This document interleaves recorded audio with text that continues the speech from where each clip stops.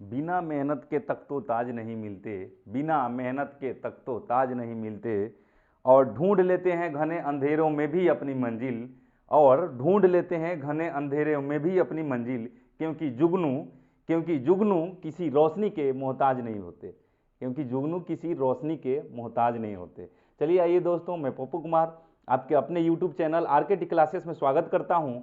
और पिछले सेशन में हमने लाइट चैप्टर से कुछ प्रॉब्लम देखा था। आज एक लास्ट प्रॉब्लम जो है न्यूमेरिकल, आज लास्ट एक न्यूमेरिकल मैं सॉल्व करूंगा, और आज जो है रिफ्लेक्शन ऑफ लाइट यहीं पे एंड करके फिर रिफ्रैक्शन ऑफ लाइट में एंटर करेंगे। नेक्स्ट सेशन में नया टॉपिक होगा, नई जोश नई उमंग के साथ लेके आऊँगा। और ये एक स्टूडेंट का क्वेरीज है, इसके लिए मैं ये एक प्रॉब्लम लेके आया, नहीं तो आज ही हमारा नेक्स्ट सेशन स्टार्ट होने वाला था रिफ्रैक्शन ऑफ लाइट का। अब ये एक स्टूडेंट ने हमसे मेल किया था कि हमारे को न्यूमेरिकल सॉल्व करने के बाद में उसे इमेज फॉर्मेशन के लिए कैसे हम इसको इमेज फॉर्मेशन, कैसे इमेज फॉर्म होगा इस न्यूमेरिकल के बेस्ड पे। तो इसके लिए हमने आज एक प्रॉब्लम लेकर आया, उसका यही प्रॉब्लम दिया हुआ है। वो स्टूडेंट है झारखंड से, तो बोल रहा है कि find the nature position of image formed by a concave mirror. इस क्वेश्चन में दिया हुआ है, क्या पूछ रहा है?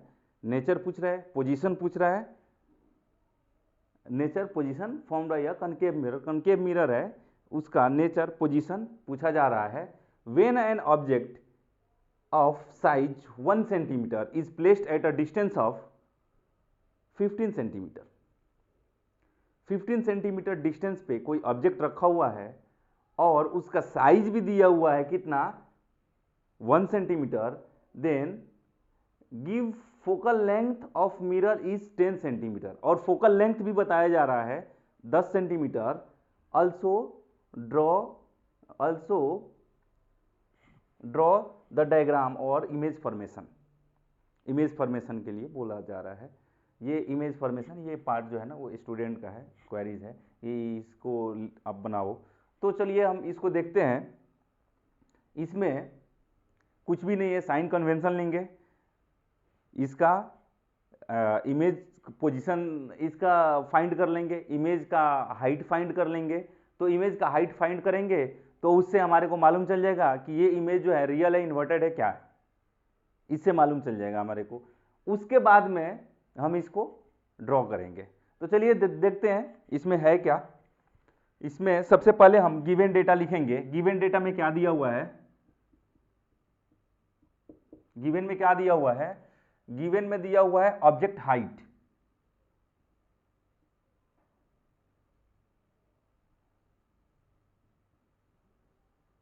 H1 से H1 कंसीडर करते हैं। H1 कितना दिया हुआ है? 1 सेंटीमीटर। ऑलवेज पॉजिटिव होता है हमेशा। एंड उसके बाद में और क्या दिया हुआ है? ऑब्जेक्ट डिस्टेंस दिया हुआ है।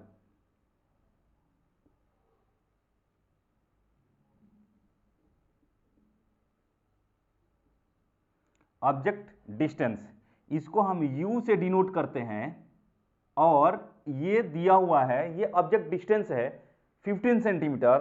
तो ये निगेटिव में होगा, आप लोगों को मालूम होगा, क्योंकि साइन कन्वेंशन हमने ऑलरेडी पहले ही पिछले सेशन में हमने डिस्कशन किया था। अगर नहीं जानते हैं तो पिछला सेशन वीडियो जरूर देखें, लेक्चर नंबर आई थिंक 7 जरूर देखें, 6 और 7, उसमें मिलेगा साइन कन्वेंशन, कैसे हम यहाँ पे निगेटिव लिया हमने। और उसके बाद में और क्या दिया हुआ है? Focal length. Focal length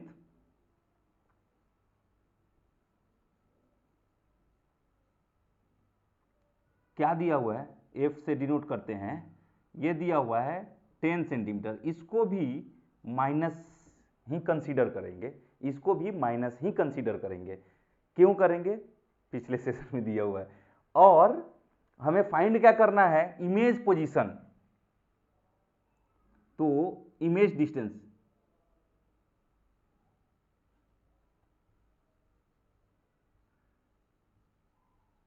image distance क्या होगा? इमेज डिस्टेंस किससे डिनोट करते हैं? U से करते हैं, V से करते हैं। V से करते हैं, मालूम नहीं है। और इमेज हाइट, इमेज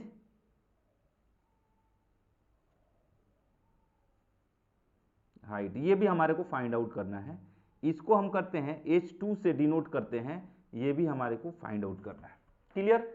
तो चलिए सबसे पहले इसको हम सॉल्व करते हैं न्यूमेरिकली, उसके बाद में हम ड्रॉ करेंगे इसका डायग्राम। तो न्यूमेरिकली सॉल्व करने के लिए इतने हमारे पास गिवन डेटा है, तीन दिया हुआ है, 2 और फाइंड आउट करने हैं। तो सबसे पहले हम इसको मिरर फॉर्मूला से इमेज डिस्टेंस निकालेंगे। मिरर फॉर्मूला क्या होता है? 1/f is equal to 1/v plus 1/u। तो चलिए देखते हैं 1/f, यहां लिख देंगे हम वी नो दैट। और एक और बात बता दूं, ये फिजिक्स का न्यूमेरिकल जो है इतना टफ नहीं होता है, कैलकुलेशन भी उतना टफ नहीं होता है, बहुत छोटा छोटा होता है, देखने में बहुत छोटा है, और ये कैरी करता है 5 मार्क्स 4 मार्क्स। तो कोई भी एग्जामिनर कॉपी जो चेक कर रहा है आपको 5 मार्क्स ऐसे नहीं दे देगा, उसके लिए आपको इतना कुछ लिखना पड़ेगा, लैंग्वेज तो लिखना पड़ेगा, उसके बाद में आप न्यूमेरिकली, वो भी जानता है कि आपको ये जोड़ घटाव गुना भाग आता है, तो उसका मेन एम क्या होता है कि ये सब साइन कन्वेंशन आपको आता है कि नहीं आता है, आप साइन कन्वेंशन जानते हो कि नहीं जानते हो, ये देखना चाहता है। तो इसके लिए सबसे पहले हमने गिवन डेटा में ये सब चीज लिख दिया और ये साइन कन्वेंशन के साथ लिखा। तो हमेशा आप लोग याद रखें, साइन कन्वेंशन ना बोले, साइन कन्वेंशन लिखना जरूरी है, नहीं तो आपको मार्क्स नहीं मिलेगा। अगर 5 मार्क्स का है तो 1-2 नंबर दे के आपको ये कर दिया जाएगा, नहीं तो वो भी नहीं दिया जाएगा। चलिए वी नो दैट, क्या हम जानते हैं 1/f इज इक्वल टू क्या होता है 1/v प्लस 1/u, और 1/f का वैल्यू दिया हुआ है कितना, -10। क्लियर? और ये सेंटीमीटर, यूनिट आप लिख सकते हो, कोई दिक्कत नहीं है, सेंटीमीटर में है, और या बाद में हम यूनिट ये कर लेंगे, ये सेंटीमीटर में ही आएगा u का। v हमारे को फाइंड आउट करना है 1/v, और प्लस है तो प्लस रहेगा, u का हमारे को डिस्टेंस दिया हुआ u -15 दिया हुआ है, इसको ब्रैकेट में डाल देने का है। अब यहां से हम क्या करेंगे, इसको शिफ्ट करेंगे, 1/v को एज इट इज हमने छोड़ दिया, और 1/-10 रह गया ये, प्लस यहां पे क्या हो जाएगा,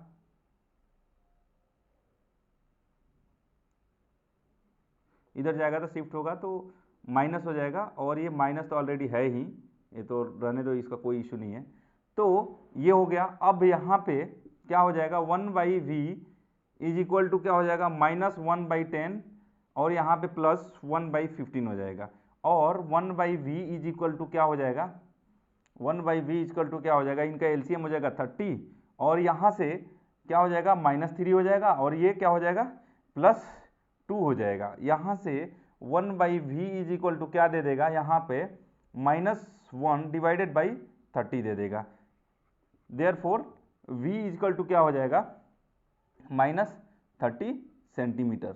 अब ये जो है v is equal to -30 centimetre जो आ गया, ये क्या डिनोट करता है, ये क्या डिनोट करता है, मीन्स ये इमेज जो है जिस साइड में ऑब्जेक्ट है उसी साइड में इमेज भी फॉर्म हो रहा है। तो इमेज डिस्टेंस कितना हमारा आ गया, ये इमेज डिस्टेंस कितना आ गया, -30 सेंटीमीटर आ गया। क्लियर?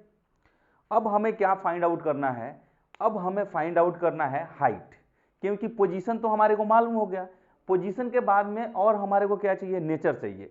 तो नेचर के लिए हमें हाइट जानना जरूरी है, तभी हम उसका मैग्निफिकेशन निकाल सकते हैं। तो मैग्निफिकेशन से हम इसका नेचर फाइंड आउट करेंगे। तो मैग्निफिकेशन इज इक्वल टू क्या होता है, m इज इक्वल टू क्या होता है, h2 डिवाइडेड बाई h1, और h2 हमारे को मालूम नहीं है, h1 गिवन है। और एक और फॉर्मूला होता है क्या, मैग्निफिकेशन इज इक्वल टू, और क्या होता है, -v/u, ये भी होता है। तो यहां से हम लिख सकते हैं क्या, h2 डिवाइडेड बाई h का वैल्यू मालूम है 1 सेंटीमीटर, आई थिंक दिया हुआ है 1 centimetre, is equal to v का v हमें अभी फाइंड आउट किया, क्या मिला, -30 डिवाइडेड बाई u भी हमने अभी फाइंड आउट किया, ऑलरेडी दिया हुआ है, फाइंड आउट नहीं किया, ये क्या है -15। क्लियर? तो यहां से H2 जो है क्या हो जाएगा, H2 I think V by you होता है, V बाई यू होता है, हाँ V बाई यू होता है, सही है, V बाई यू होता है, -V बाई यू होता है, हाँ -V बाई यू होता है, और H2 बाई H1 होता है आपका ये मैग्निफिकेशन, H2 बाई H1, हाँ ठीक है। तो यहां से क्रॉस मल्टीप्लाई हुआ, ठीक है, यहां से क्या हो जाएगा, H2 इक्वल टू क्या हो जाएगा, H2 इज इक्वल टू क्या हो जाएगा, -30 डिवाइडेड बाई 15, ये माइनस माइनस प्लस हो गया, ये सेंटीमीटर हो जाएगा, यही होगा ना, इसमें मल्टीप्लाई हुआ फिर आ गया, ठीक है, इज इक्वल टू क्या हो जाएगा, H2 इक्वल टू क्या हो जाएगा, -2 सेंटीमीटर। क्लियर? तो H2 जो मिला हमारे को वो -2 सेंटीमीटर मिला, मीन्स H2 क्या हमारे को डिनोट किया, H2 यहां से H2 हमने फाइंड आउट जो किया, ये H2 क्या है, H2 है इमेज हाइट।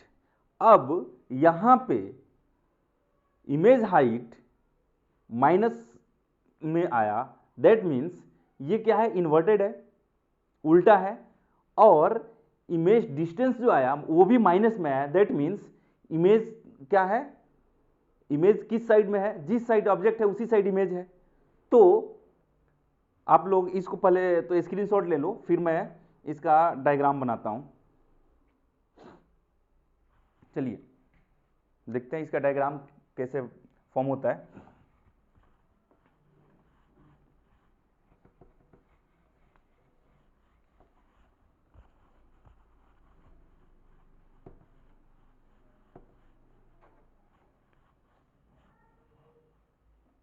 अभी हमारे पास कनकेव मिरर बोला जा रहा है, क्या कनकेव मिरर है, कौन सा मिरर है, कनकेव मिरर। कनकेव मिरर ऐसा ही कुछ बनाया था, हमने पढ़ाया था बहुत पहले, सदियों पहले पढ़ाया था आप लोगों को, आई थिंक ऐसा ही था। और इस साइड क्या होता है, पेंट पुटी होता है, पेंटिंग रहता है, पेंटेड रहता है इस साइड में। इस साइड क्या है, रिफ्लेक्टिंग सरफेस है, ये रिफ्लेक्टिंग सरफेस है। क्लियर? कोई दिक्कत परेशानी? इसको क्या बोलते हैं, पी बोलते हैं, पोल बोलते हैं। ये क्या है हमारा, सी है, सी नहीं सॉरी एफ। ये क्या है हमारा, एफ है। ये क्या है हमारा, सी है। यही है ना, इतना ही कुछ जानते हैं हम, और कुछ? और ये बोला जा रहा है क्या, पोल से सी का एफ का डिस्टेंस कितना है, पोल से एफ का डिस्टेंस कितना दिया हुआ है, फोकल लेंथ कितना दिया हुआ है, 10 सेंटीमीटर। मीन्स यहां से लेके यहां तक जो है 10 सेंटीमीटर है, ये माइनस में होता है। क्लियर? और object distance means object distance यहीं पे कहीं ना कहीं ऑब्जेक्ट है, यहीं पे, और वो कितना है, 1 सेंटीमीटर हाइट है, उसका हाइट कितना है, 1 सेंटीमीटर। इसको थोड़ा और बड़ा लिख देता हूं मैं, 1 सेंटीमीटर। और हमने इमेज फॉर्मेशन में देखा था क्या, 2 रे हमने लिया था इमेज फॉर्मेशन के लिए, 2 रे लिया था। अगर ऑब्जेक्ट जो है सी और एफ के बीच में है, सी और एफ के बीच में है कनकेव मिरर में, तो उसका कैसे इमेज फॉर्म करते हैं, आई थिंक आप लोगों को बताया था मैं, सी और एफ का, when an object is in between C and F, when an object is in between C and F, C and F पे हो तो, यही है ना, object in between focus and centre of curvature.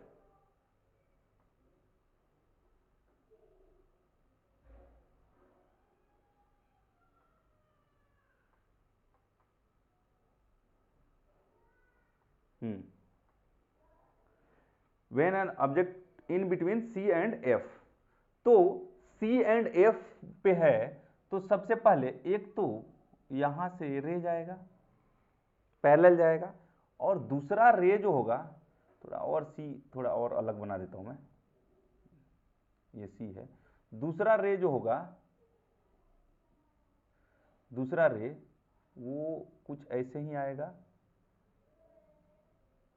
सी से, और जो पैरेलल जाता है रे वो कहां से पास करता है, वो एफ से पास करता है। कहां से? एफ से।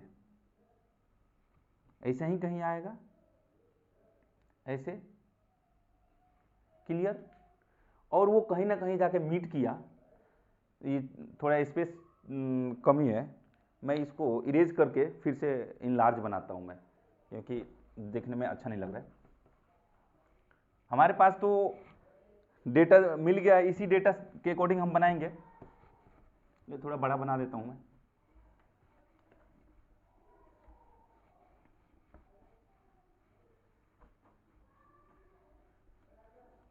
क्योंकि इस मेजरमेंट के हिसाब से स्पेस चाहिए। चलिए कोई बात नहीं है।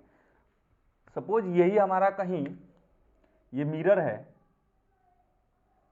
कनकेव मिरर, और ये पॉलिश सरफेस होता है, ये पेंटेड होता है, और ये हमारा प्रिंसिपल एक्सिस होता है। अब तो इमेज जो है कहीं नहीं जाएगा, यहीं पे रहेगा।